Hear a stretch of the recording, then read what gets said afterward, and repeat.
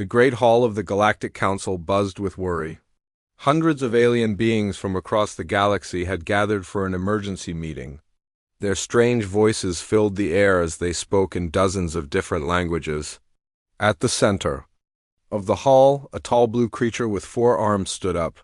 This was Commander Zethkar from the Altarian Republic. "Fellow council members," Zethkar began, his voice carrying through the translation devices that let all species understand each other. "We face a problem that threatens the peace of our galaxy. 3 months ago, the Draconian 7th Fleet vanished without a trace. A wave of nervous sounds swept through the hall. The Draconian fleet was one of the most powerful military forces in known space. 300 warships, each one capable of destroying entire planets, had simply disappeared. No distress signals, no wreckage, no survivors, nothing. The fleet was last seen heading toward the Sol system," Zethkar continued. "That small system on the edge of the galaxy where the primitive humans live. We must find out what happened to our Draconian friends." Many in the hall nodded their agreement. The humans were barely worth thinking about. They had only just learned to travel between stars a few hundred years ago. Their technology was laughably simple compared to the great civilizations of the galaxy. But they were the only ones who might have seen what happened to the fleet far away from the council meeting. On a small blue planet called Earth, Admiral Jake Morrison sat in his office at the Global Defense Command. He was a tall man with gray hair and tired eyes. He had spent 30 years protecting Earth from threats that most people never knew existed. Today, those threats felt closer than ever. A soft beep from his computer made him look up. An incoming message from deep space. Morrison frowned as he read the sender information. It was from the Galactic Council, something that had never happened before. The Council rarely bothered to contact Earth directly. "Computer, decode the message," Morrison said. The translation software worked for several minutes before displaying the text. Morrison read it twice, his frown growing deeper. The Council wanted to question Earth about the missing Draconian fleet. They were sending investigators to the Sol system. Morrison pressed a button on his desk. "Get me Lieutenant Rodriguez and Captain Carter. Emergency meeting in 10 minutes." Lieutenant Amy Rodriguez was in the language lab when the call came. She was a young woman with dark hair and bright eyes who had spent 5 years studying alien communications. She could speak 12 different galactic languages and understand the subtle meanings behind alien words that others missed. She hurried to Morrison's office, where she found Captain Ben Carter already waiting. Carter was head of Earth's Deep Space Monitoring Division, the group that watched for threats coming from other star systems. He was a serious man who rarely smiled, and today he looked more worried than usual. "We have a problem," Morrison said, as soon as Rodriguez arrived. He showed them the message from the Council. "They want to question us about the Draconian fleet that disappeared 3 months ago." Rodriguez read the message carefully. Her training had taught her to look for hidden meanings in alien communications. "Admiral, there's something strange about this message. The word choices they use suggest they're nervous, maybe even scared." "Scared?" Carter raised an eyebrow. "The Council has never been scared of anything. They have the most powerful military in the galaxy." "That's what makes this so unusual," Rodriguez replied. "They're trying to sound commanding, but the underlying tone suggests fear. They're afraid of what they might find." Morrison nodded slowly. "What do you think they're really asking us?" "I think they suspect we know more than we're telling them," Rodriguez said. "But there's something else. The way they phrase certain parts of the message makes me think they're not just investigating. They're afraid that whatever happened to the Draconian fleet might happen to them too." Across the city, Dr. Lisa Parker was working late in the Prometheus Research Facility. She was a quantum physicist who studied the deepest mysteries of space and time. Her lab was filled with computers and strange devices that could detect energy patterns from across the galaxy. She had been tracking unusual readings for weeks. The energy signatures were unlike anything in the standard databases. They seemed to come from the outer edges of the solar system, from a region where nothing should exist except empty space and a few small rocks. Parker pulled up her data on the main screen. The readings had spiked exactly 3 months ago at the same time the Draconian fleet had supposedly disappeared. The energy patterns suggested something massive had happened in the outer solar system, something that had released more power than 100 nuclear weapons. But what could have caused such a massive energy release? And why was it happening in Earth's own solar system? Parker saved her data and made a mental note to share it with the Defense Command in the morning. She had a feeling that whatever was happening, it was connected to the missing alien fleet, back at the Defense Command. Morrison finished briefing his team on the Council's message. "They'll arrive in 3 days," he said. "We need to be ready to answer their questions." "What should we tell them?" Carter asked. Morrison was quiet for a long moment. He thought about the classified files locked in his safe, about the projects that even his own staff didn't know about the secrets that Earth had been keeping for decades. "We tell them the truth," he said finally. "But on-life truth they're ready to hear." Rodriguez felt a chill run down her spine. Something in the Admiral's tone suggested that there was much more to this story than any of them realized. She had a feeling that the next few days would change everything, not just for Earth, but for the entire galaxy. As the meeting ended and the staff prepared to leave, none of them noticed the small device hidden in Morrison's desk drawer. It was monitoring every word they spoke, every decision they made. And somewhere in the darkness of space, ancient systems were already calculating the threat level of the approaching alien fleet. The Galactic Council thought they were coming to question a primitive species about a missing fleet. They had no idea that they were about to discover Earth's most terrifying secret. 3 days later, the alien fleet arrived at the edge of the solar system. Admiral Jake Morrison watched from the observation deck of the Global Defense Command as 50 massive ships appeared on the screens. Each alien vessel was easily 10 times larger than Earth's biggest spaceship. The sight was both impressive and frightening. "They're not taking any chances," Captain Ben Carter said as he joined Morrison at the window.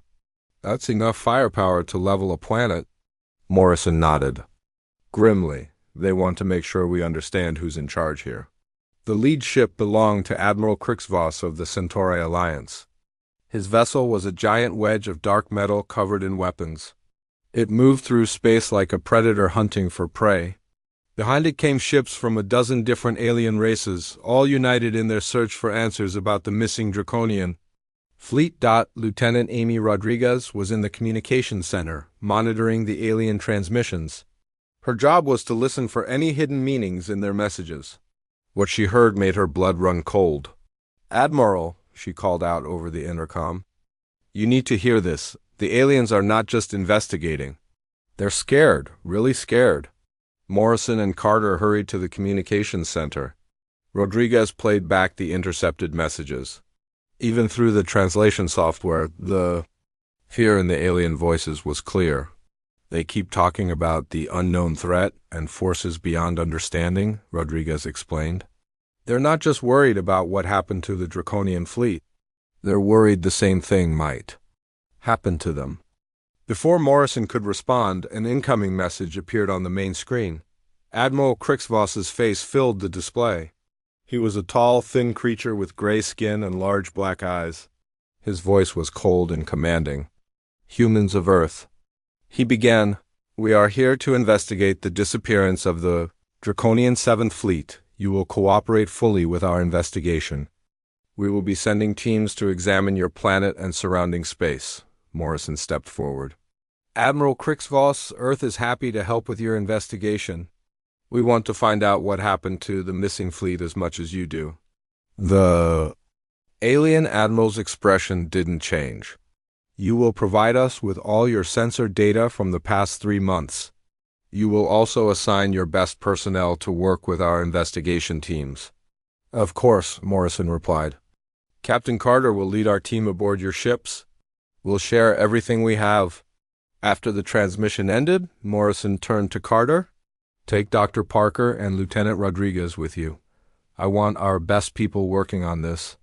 "What about our research vessel?" Carter asked. "Take the Discovery.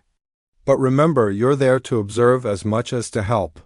I want to know what they're really looking for. The next morning, the ETV Discovery launched from Earth's orbital station. It was a small ship compared to the alien vessels, but it was packed with Earth's most advanced sensor equipment. As they flew toward the alien fleet, Dr. Lisa Parker couldn't help but feel nervous. "Look at the size of those ships," she whispered to Rodriguez. "We're like a minnow swimming with whales."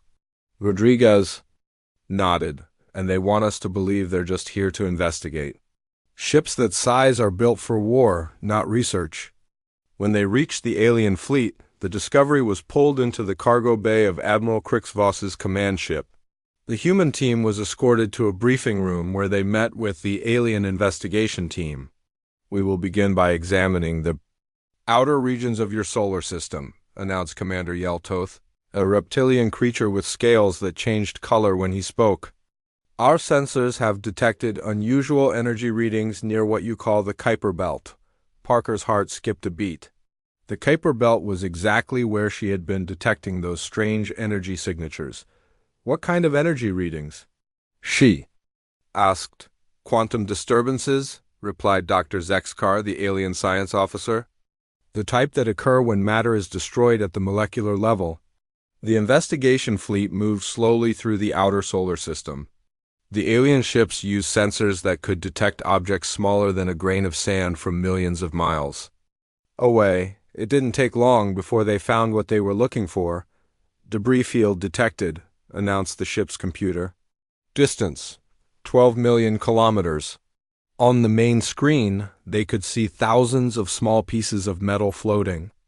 In space, the debris was scattered across an area larger than Earth's moon.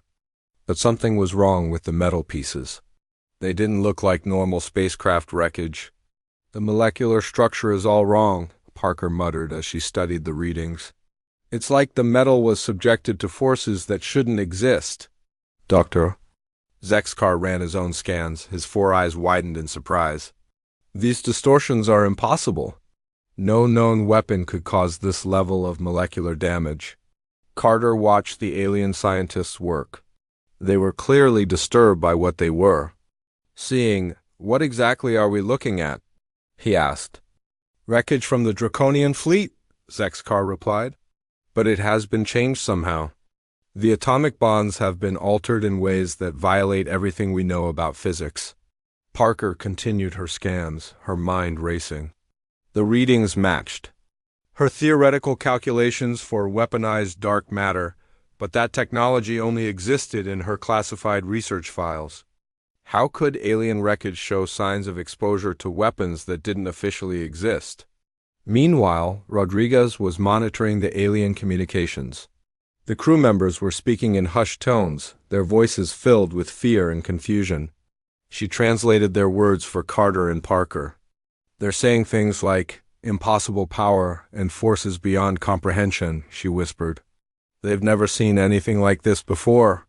Back on Earth, Captain Steve Harrison was monitoring the investigation from Luna Base, the orbital defense platform that circled the moon. His job was to watch for any threats to Earth, but today he was seeing something that made no sense. "Admiral Morrison," he called on the secure channel, "I'm detecting massive gravitational anomalies throughout the outer solar system. The readings suggest something big is out there, but I can't see anything on visual scans." Morrison's voice was tense. "What kind of anomalies?" "The kind that would be caused by objects the size of small moons," Harrison replied. "But whatever is causing them is completely invisible to our sensors. It's like something is actively hiding from us." Morrison was quiet for a long moment. "Keep monitoring, Captain. And keep this information classified." Aboard the alien command ship, the investigation team was studying the debris field. The more they learned, the more frightened they became. The metal pieces showed signs of exposure to energy weapons that operated on principles they didn't understand. "This is not possible," muttered Commander Yeltoth. The Draconian fleet was one of the most advanced military forces in the galaxy. What could have done this to them? Parker and Rodriguez exchanged worried glances. They both suspected that the answer to that question was closer than anyone realized. The debris field was in Earth's own solar system, and the energy signatures matched Parker's classified research. As the investigation continued, one thing became clear: the Draconian fleet hadn't just disappeared. It had been destroyed by something powerful enough to tear apart matter at the quantum level.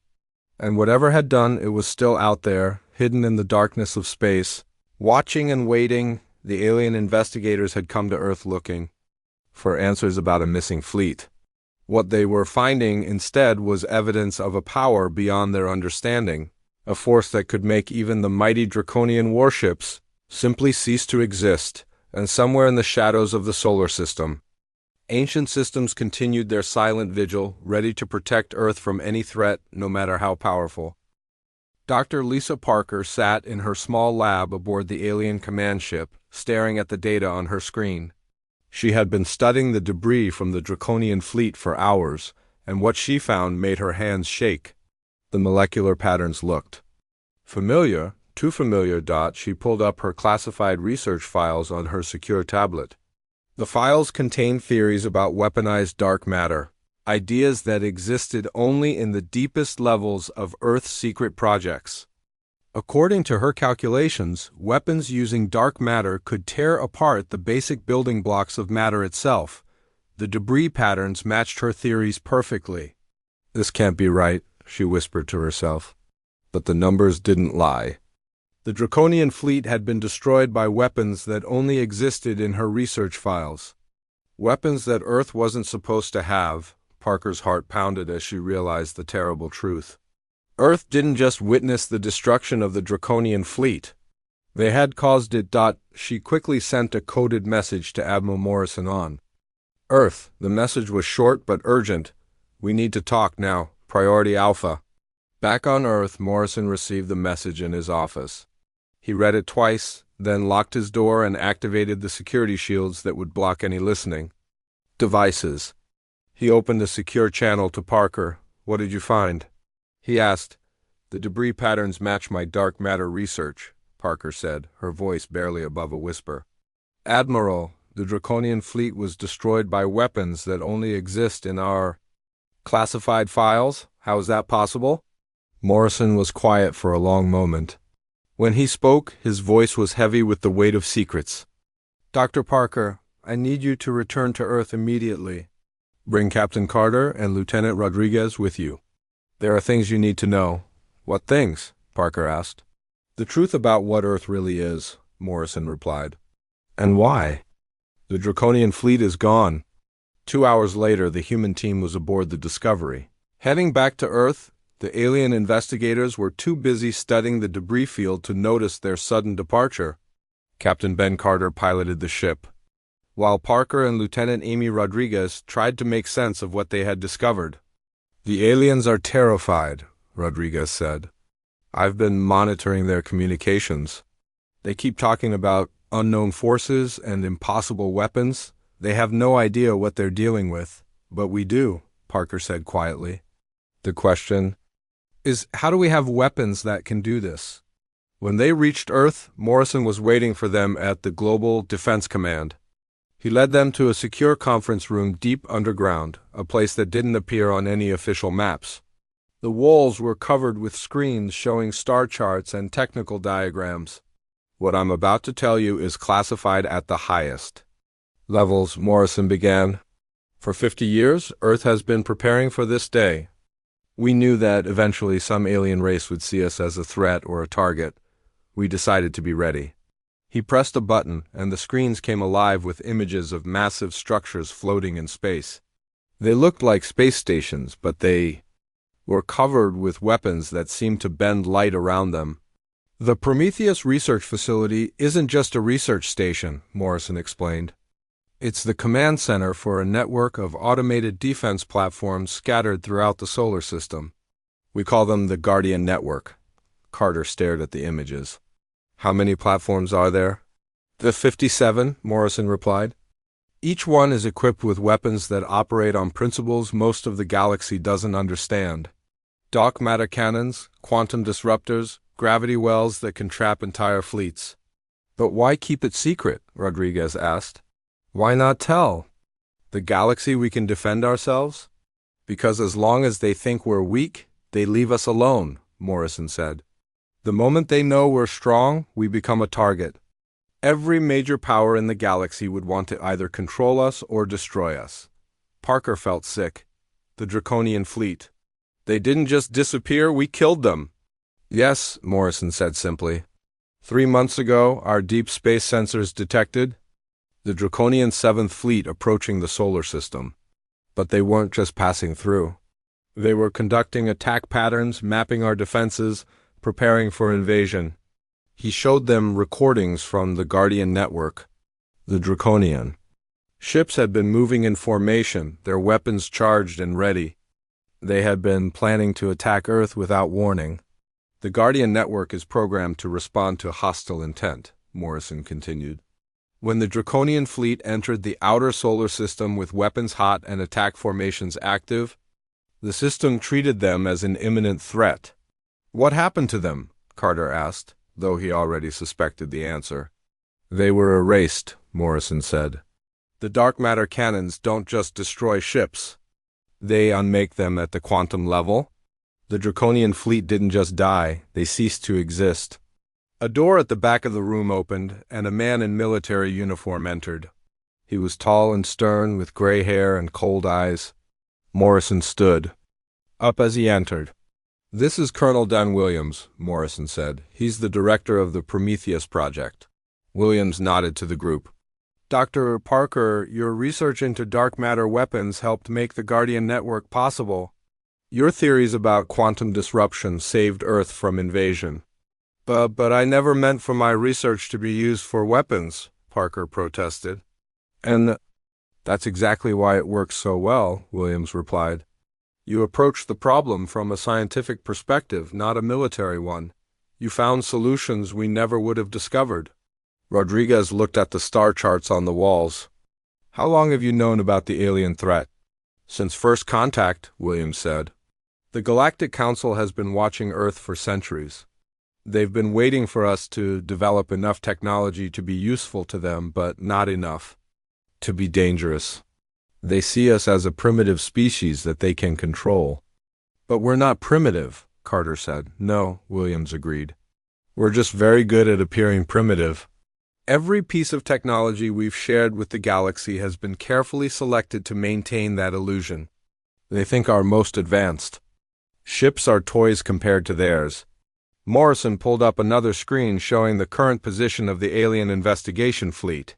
Right now, Admiral Crix Voss and his people are studying debris from ships that were destroyed by weapons they can't even imagine. They're looking for answers, but they're asking the wrong questions. What questions should they be asking? Parker wanted to know. They should be asking why Earth is still here, Williams said. In the past century, 17 different alien species have sent scout fleets to the solar system. None of them made it home. The room fell silent. The humans stared at Williams in shock. 17 fleets? Rodriguez whispered. The Draconian fleet was just the latest, Williams confirmed. The Guardian network has been protecting Earth for decades. Every time someone comes here with hostile intent, they simply disappear. The galaxy thinks it's just bad luck or navigation errors. Morrison stood up. The alien investigation fleet is getting close to the truth. They're finding evidence that doesn't match their understanding of physics. Soon they're going to start asking harder questions. What do we do? Carter asked. We tell them the truth, Morrison said. Or at least enough of the truth to keep them from making the same mistake as the Draconian fleet. Williams activated a communication device. Guardian Network, this is command. Set alert level to yellow. We have 50 alien warships in the system, but they are currently designated as neutral. Monitor their weapons status and report any changes immediately. A mechanical voice responded, confirmed. Guardian Network is monitoring all vessels. No hostile intent detected at this time. Parker realized that while they had been talking, the alien investigation fleet had been under the watch of weapons that could erase them from existence in seconds. The aliens had no idea how close they were to sharing the fate of the Draconian fleet. They're scared, she said. They should be. Morrison nodded. Tomorrow, we meet with Admiral Krixvoss and his people. We're going to tell them what happened to the Draconian fleet. And we're going to make sure they understand that Earth is no longer the helpless planet they thought it was. Outside the conference room, hidden sensors continued to monitor the alien fleet. The Guardian network remained on alert, ready to protect Earth from any threat. The galaxy was about to learn that the quiet little planet on the edge of space had been hiding a terrible secret all along. Admiral Krixvoss stood on the bridge of his command ship, staring at the readings on his screen. His investigation team had been studying the debris field for 2 days, and what they found made no sense. The wreckage showed signs of weapons that shouldn't exist. "Sir," called out his science officer, Dr. Zexkar, "I'm detecting something unusual. There's a massive object hidden behind the asteroid belt. Our deep scans are picking up metal signatures, but visual scans show nothing." Krixvoss turned his large black eyes toward the main screen. "What kind of object?" "Unknown. The reading suggests something the size of a small moon, but it's completely invisible to normal sensors. It's like it's wrapped in some kind of advanced cloaking field." The alien admiral made a decision that would change everything.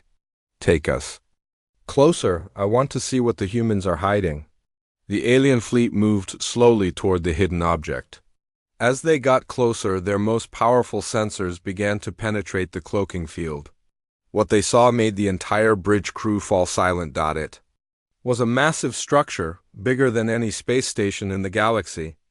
Its surface was covered with weapons that seemed to bend light around them. Strange energy patterns flowed across its hull like living things. The entire structure looked like it had been built by a civilization far more advanced than anything in the known galaxy. "By the ancient gods," whispered Commander Yeltoth, "what is that thing?" Before anyone could answer, the structure began to move. It turned slowly toward the alien fleet, its weapons tracking their ships. Warning lights flashed on every alien bridge as their computers detected weapon lock-ons. "Sir," called out the tactical officer, his voice shaking, "that thing has locked weapons on our entire fleet.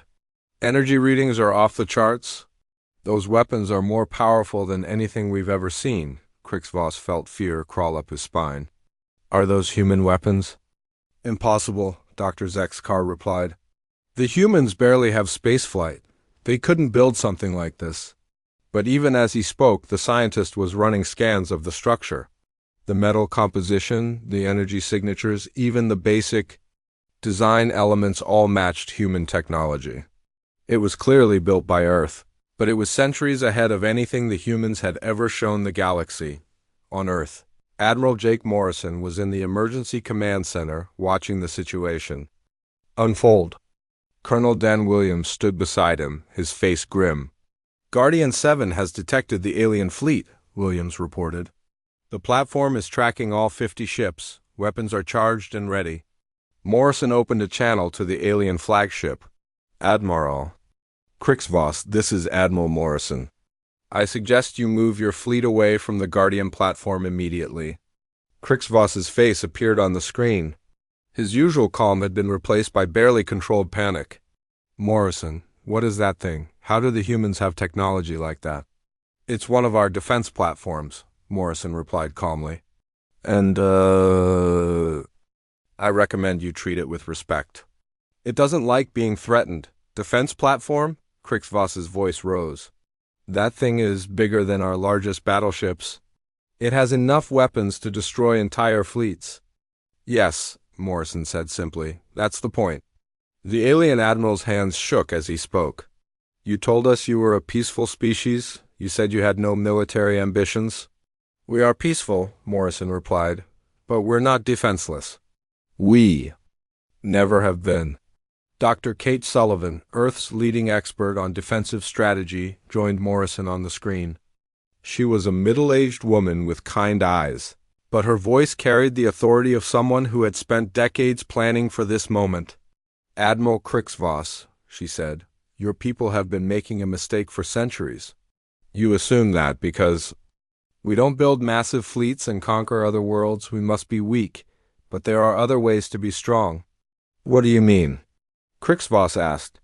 While your civilizations have been building fleets to project power across the galaxy, we've been building defenses to protect our home, Sullivan explained.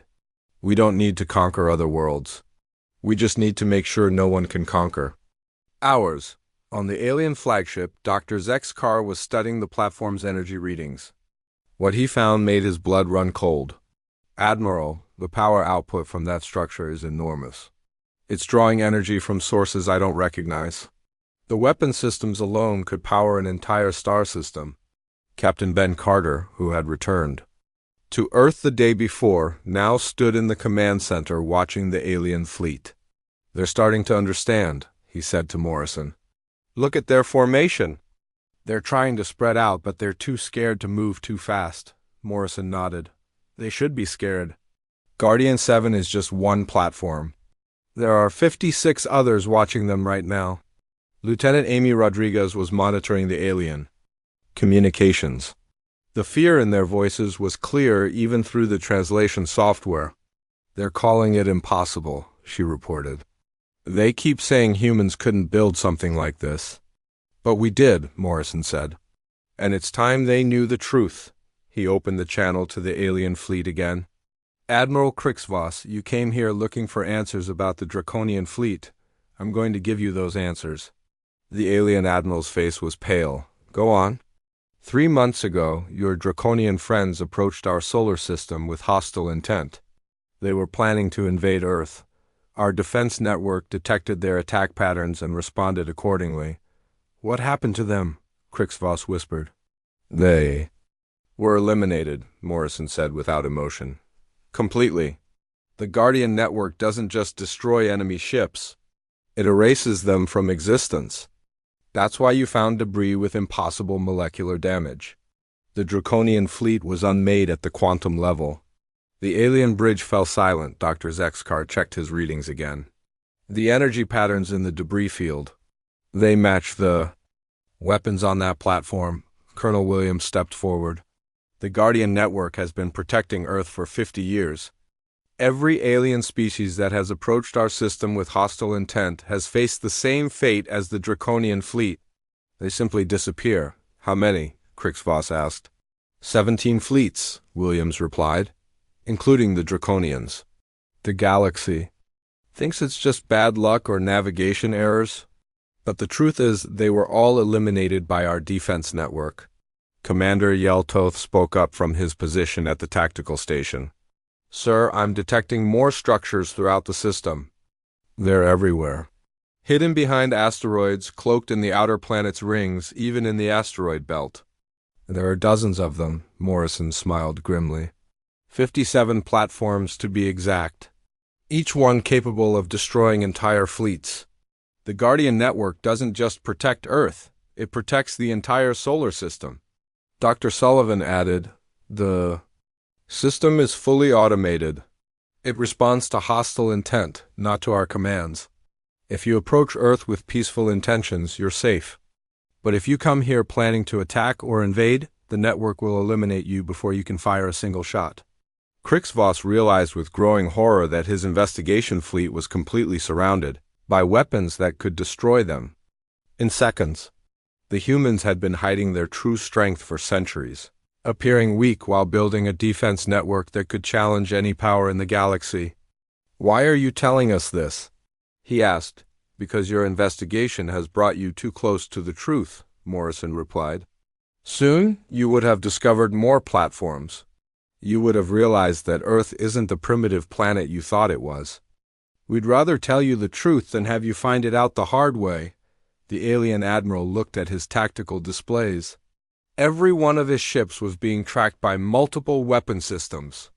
They were completely helpless at the mercy of a species they had considered barely worth noticing. What do you want from us? Krixvoss asked. Nothing, Morrison said. Just understanding. Earth has always been willing to coexist peacefully with the galaxy, but we will defend ourselves if threatened. The choice is yours. As the alien fleet sat motionless in space, surrounded by invisible weapons, Admiral Krixvoss realized that everything the galaxy thought about humanity had been wrong. The quiet little planet on the edge of space had been hiding a terrible secret all along. They weren't weak, they were patient, and they were far more dangerous than anyone had ever imagined. Admiral Krixvoss sat in his command chair, staring at the tactical display that showed his fleet surrounded by hidden weapons. His hands trembled as he realized the impossible situation he was in. 50 ships from the most powerful civilizations in the galaxy were helpless against a species they had thought was primitive. "Sir," whispered Commander Yeltoth, "what are your orders?" Krixvoss looked at the faces of his crew. They were all waiting for him to make a decision that could save or doom them all. The humans had just revealed that they possessed weapons beyond anything in the known galaxy. They had been secretly eliminating alien fleets for decades. "Open a channel to the human admiral," he said quietly. Admiral Jake Morrison's face appeared on the screen. He looked calm, almost friendly, but Krixvoss could see the steel in his eyes. This was not a man who would hesitate to defend his people. "Admiral Morrison," Krixvoss began, his voice barely steady, "my fleet came here to investigate a missing fleet. We had no hostile intentions toward Earth." "I know," Morrison replied. "Your ships have maintained peaceful formations throughout your visit. The Guardian Network has been monitoring you, but it has not classified you as a threat. What happens now?" Krixvoss asked. Morrison leaned back in his chair. "That depends on you, Admiral. You can return to the Galactic Council and report what you've learned here, or you can choose to keep our secrets. Either way, your fleet is free to leave whenever you wish." Dr. Zexkar stepped forward. "Admiral Morrison, the technology we've seen here, it changes everything we thought we knew about physics. How did your people develop such advanced weapons?" Dr. Lisa Parker appeared on the screen beside Morrison. "We approached the problem differently than most civilizations. Instead of trying to build bigger and more powerful fleets, we focused on making our home system impossible to attack. We spent centuries developing defensive technologies that most species never considered." "But the power sources alone, Doctor," Zexkar protested. "Those platforms are drawing energy from sources that shouldn't exist." Colonel Dan Williams joined the conversation. "Zero-point energy extraction. We learned to tap into the quantum foam that exists throughout space. Each Guardian platform has access to virtually unlimited power." The alien scientist's 4 eyes widened. "Zero-point energy is theoretical. No one has ever successfully extracted usable power from quantum fluctuations." "No one except us," Williams said simply. Commander Yeltoth studied his sensor readings. "Sir, I'm detecting more activity throughout the system. The platforms are powering down their weapons." "They're no longer tracking us," Morrison nodded. "The Guardian Network has determined that your fleet poses no immediate threat. You're free to move around the system, but I recommend staying away from the inner planets. Some of our defensive systems are more sensitive than others." Lieutenant Amy Rodriguez, who had been promoted to commander after her work on the investigation, appeared on the screen. "Admiral Krixvoss, I've prepared a full report of what happened to the Draconian fleet. You're welcome to take it back to the Galactic Council."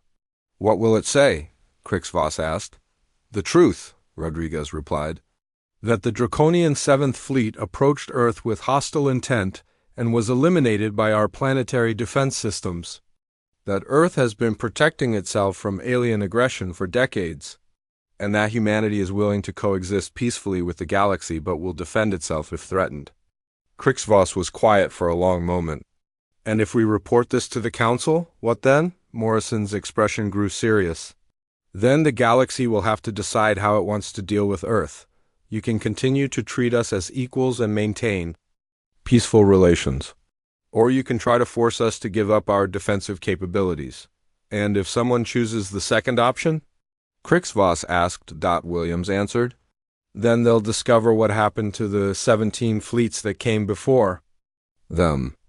The Guardian Network doesn't negotiate. It doesn't give warnings. It simply eliminates threats to Earth." On the bridge of the alien flagship, the crew exchanged nervous glances. They were beginning to understand that they had stumbled upon something. That would change the balance of power in the entire galaxy. Earth wasn't just defending itself.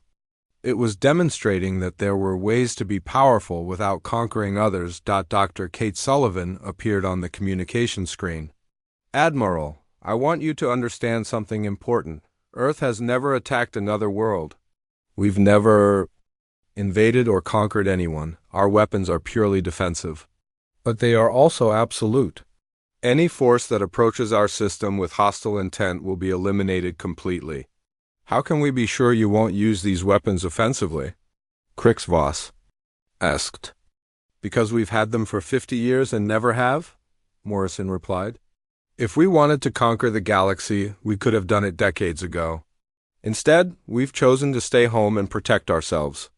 Captain Ben Carter joined the conversation. The Guardian Network is programmed to respond only to direct threats to Earth or the solar system. It cannot be used for offensive operations. We built it that way on purpose. Commander Yeltoth looked up from his sensor station. Sir, I'm detecting new energy signatures. More platforms are revealing themselves throughout the system. On the main screen, dozens of massive structures began appearing as they're cloaking. Fields deactivated. They surrounded the entire solar system like a ring of invisible guardians. Each one was bristling with weapons that operated on principles the aliens didn't understand. 57 platforms, Williams said. Each one capable of destroying fleets, each one powered by unlimited energy, each one programmed to protect Earth from any threat. Crixvos realized that he was looking at the most powerful defensive network ever created. Earth hadn't just hidden their technology.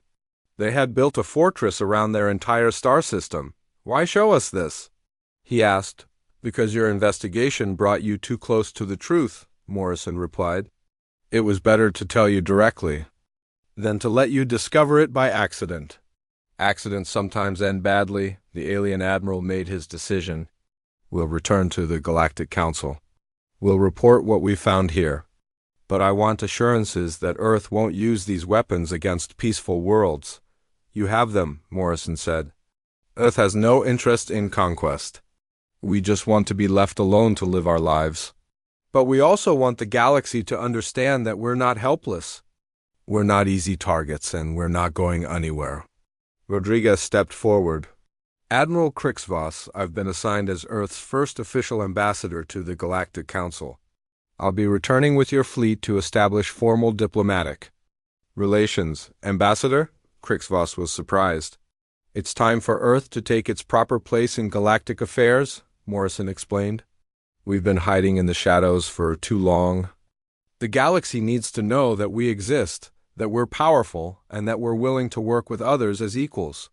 As the conversation ended, Crixvos looked around his bridge. His crew was still processing what they had learned.